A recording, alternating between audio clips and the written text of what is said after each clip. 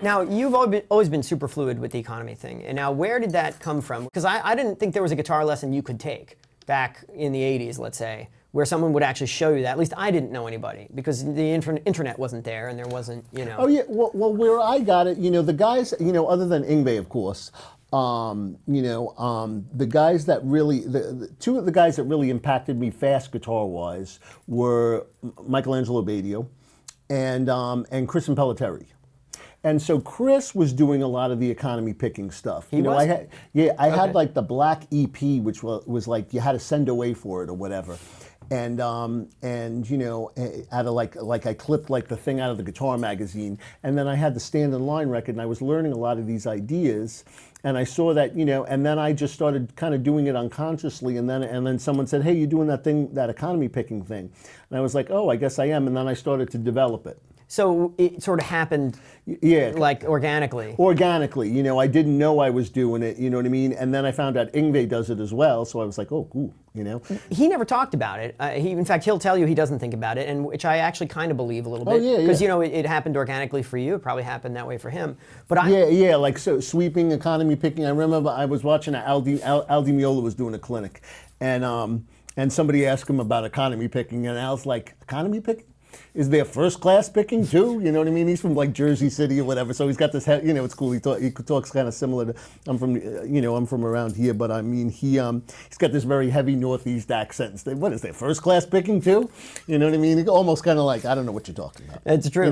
But Yeah. but this is the thing. Like I give all you guys all this props in the world for having somehow found your way to these techniques that I didn't even know existed at the time, and I didn't organically discover this stuff. I had like kind of some alternate picking, but I didn't have any of that thing, and I didn't. So there were a million things I couldn't play that would have been so much easier had I known that. So like how you can just sort of stumble on this, and then the motion that you're using, right? Like this, the finger oriented. Yeah, I do the thumb thing, which once again, like Yngwie does the thumb thing as well. I'd like to say I got it from him. I got many things from him, but not the thumb thing. I just started doing that, and sometimes I'll use more of my wrist, and sometimes the thumb. But like when I'm doing the fast economy, I guess I get that going. So what's the simplest thing you can do fretboard wise to just like that's just three notes on a string? Yeah, like your standard.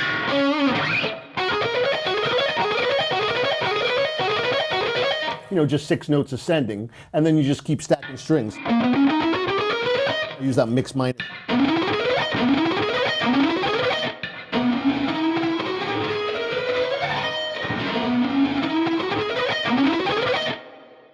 Something like that. It's something a lot like that. That's so you do that so well, and it's so smooth. Are there 4 notes on one of those strings?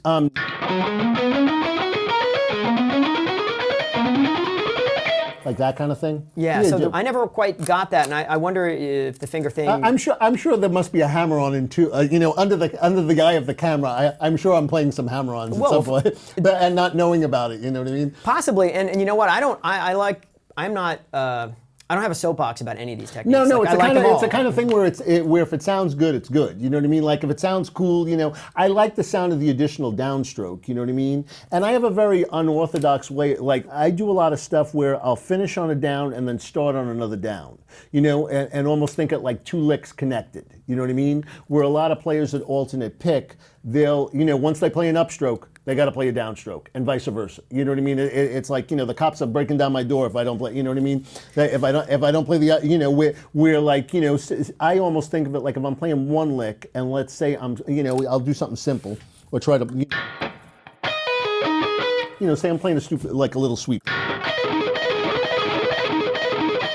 Standard 3-string sweep, and then I'm playing that that standard sextuplet like that everybody plays.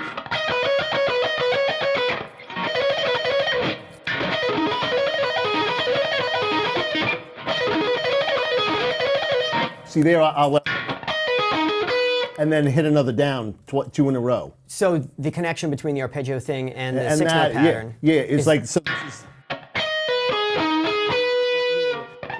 I'm starting on a down, so normally if you played it once, it would become like that kind of thing. So a medium-ish speed. Okay, yeah.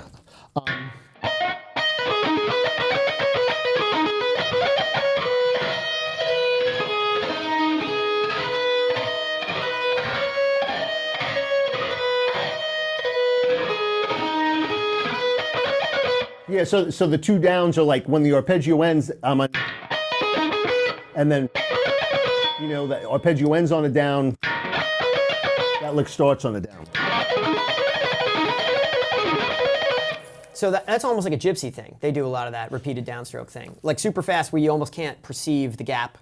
Like that's the goal with that, right? Yeah, that's So the goal. That's the down- goal. I think of one lick starting and another lick. You know, it's like, okay, well, I finished this lick. Now I'm starting another lick. Right, and they're like little self-contained chunks. In Yeah, your mind, yeah, right? yeah. That I do a lot of stuff like that. So do that again at a medium-ish speed and see if you can get the...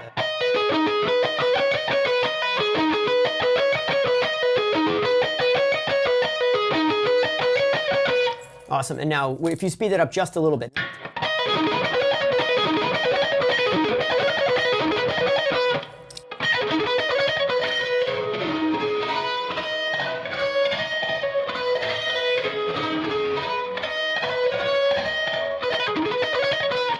Cool. Yeah, I've never worked on the double down thing.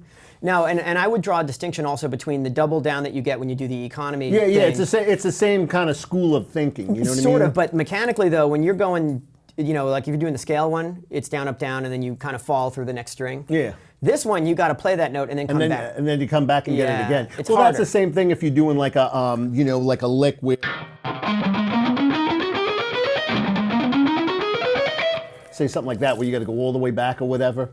Yeah, Does that yeah. make sense? Oh, because you're ending on a down there. Yeah, because you're ending on a, you know, say I'm playing like a mixed minor thing, and I do this one mixed minor lick where I keep changing the top two strings.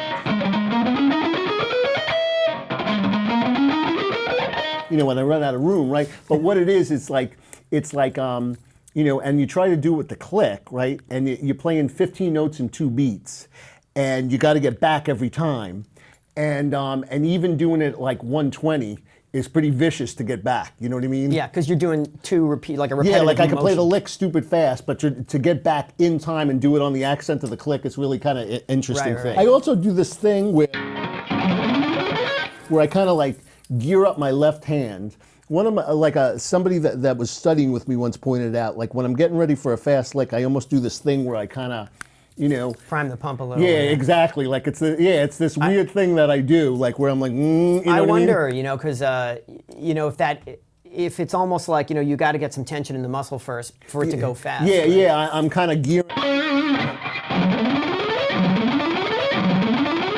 So you're doing pinky ring pinky on the bottom. Yeah, try to play the. And do you always start with just those 2 fingers on the bottom, or do you just do 1, 2, 1, 2, 4? I always start with those two. Just those 2? So Yeah. you don't tend to do the 3 sequential notes on the lowest string. I mean, it depends on like what I'm playing, but a lot of times if I'm doing the mixed minor thing, Yeah. a lot of times I'll do it like that. Because that's the root down there, right? Yeah, yeah. And like the mixed minor, obviously you could play it over like the 1 chord or the 5 chord, depending on how you resolve. But if somebody's, let's say, trying to work on this, right? Yeah. I mean, that's adding a thing because now you're asking them to do this, which they Yeah. might find hard. If you just were to do just 3 notes on just straight line 3 notes, is that a thing that you ever worked on, just across? Yeah, well, it's the kind of thing where I have both the F and the F sharp in there, right? So if you just play the lick like. See, there you're just playing like. Here you're playing like. You know, if we had the click going like. You know, you'd just be playing 16th note triplets.